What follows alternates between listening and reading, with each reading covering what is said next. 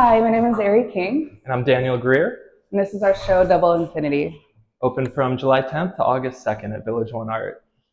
First work here is Dual Oscillator. It's two concentric circles that are intertwined together, and it's a nice metaphor for this exhibition and how Ari and I come together and how our two creative practices combine and have a multiplicative effect where 1 + 1 doesn't equal 2, it equals 200.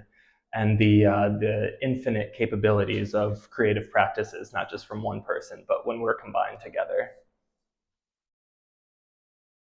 Here we have Gateless Gate. The title refers to a typical Buddhist phrase that inferences that there's no impediments to us achieving enlightenment, that we only have ourselves in the way before we can attain it.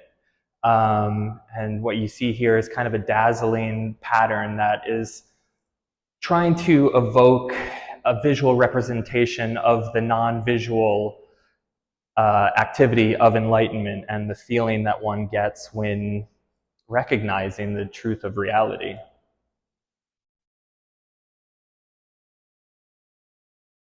So this work is called Labyrinth Effect, in parentheses, Illings.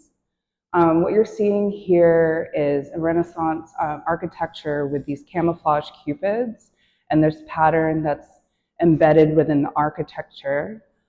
This pattern was inspired by a Venetian casino carpet from Las Vegas. What you could see in these columns are Aegon, Aelia, Mimesis, and Ilinx, which is what this work is titled.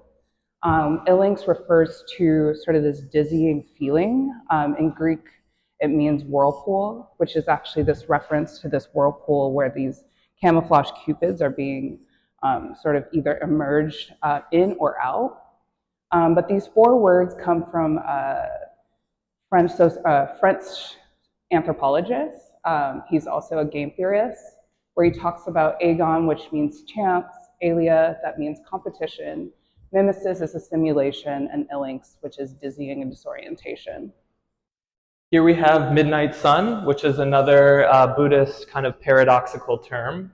It is an attempt to delocalize the individual from their sense of relativity, and you know, like the sun doesn't disappear when it goes over the horizon. It's still there. It's just our relativity to our own bodies that's giving it that sense that it's going away. But in fact, reality is something that we're all part of and inseparable from.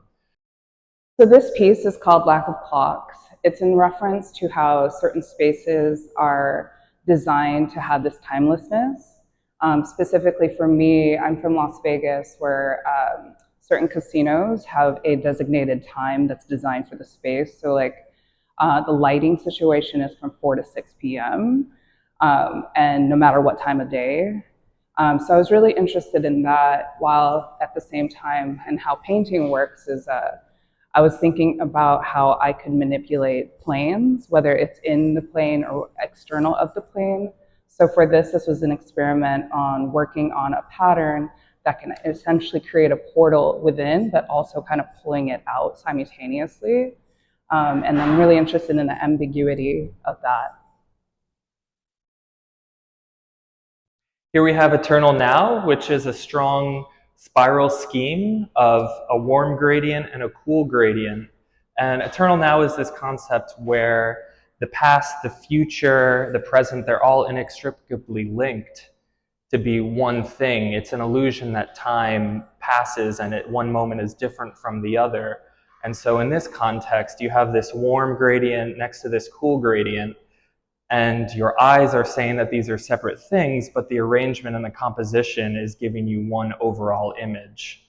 And so that these aspects of time and ourselves are not necessarily separate, but something that we experience in one long, eternal now. So this new painting is titled Wings of Desire. It's titled after a Wim Wenders film with the same title. That was made in 1987 about these invisible angels that essentially long to be part of the human realm. I was really interested in creating a space for these figures of the gold Cupid and the Two of Hearts. What you're seeing here is blue-eyed grass, which is part of the iris family and symbolizes divine communication. And they're embedded in this Renaissance architecture within a portal. I thought of it as more of a liminal psychological dream space that they can exist in. So what you're seeing is the gold Cupid directing its bow and arrow towards the Two of Hearts, with the shadow indicating towards the bottom heart. I was interested in the thing that's seen and unseen. So the shadow for me is also, as Cupid is known as also as Eros.